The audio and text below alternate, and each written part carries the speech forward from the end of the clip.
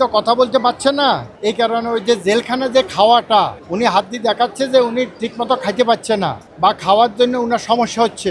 এই কারণে ওই যেহেতু অসুস্থ, টাইম টু টাইম উনার খেতে হয়, আর উনার ডায়াবেটিসও বিভিন্ন ইয়ার কারণে, এই কারণে উনি একটু রাগ হয়ে গেছেন যে কোনো কিছু আমি করতে পারছি না কেন। এই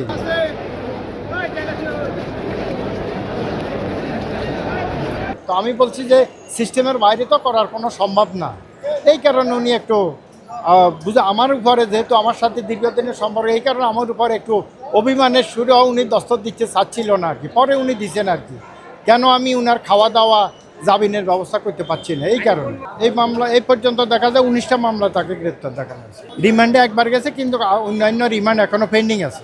রিমান্ডে আরও 2টা মামলা পেন্ডিং আছে, আরও 10 দিনের রিমান্ড পেন্ডিং আছে।